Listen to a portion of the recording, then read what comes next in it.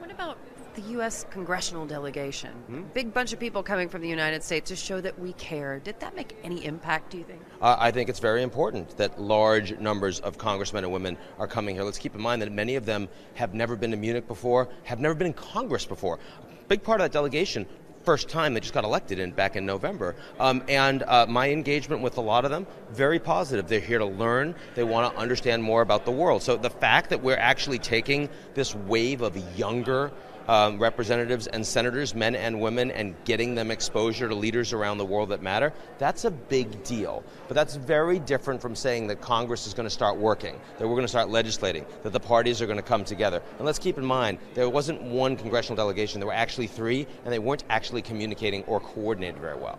Excellent. So talk to me a little bit through, we saw the foreign minister of Iran today really lashing out.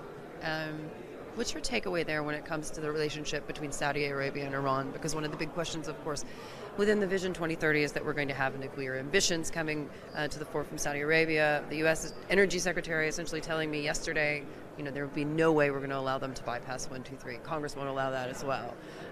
Where do you see that headed? Are we going to have an arms race?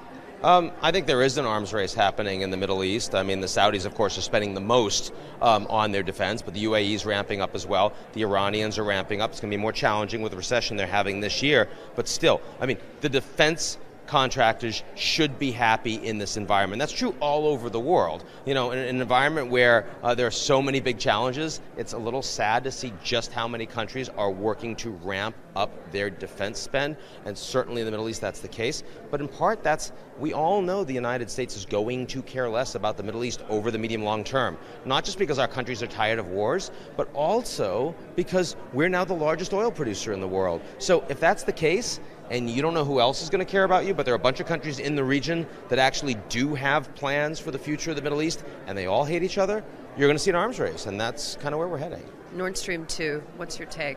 Merkel was defensive on Nord Stream 2. It was the one part of her speech that I would say she didn't handle very well. She talked about the fact that, it's just a global market and it doesn't matter where you get your gas from. Obviously, the Ukrainians feel very differently. The Russians have used those pipelines strategically.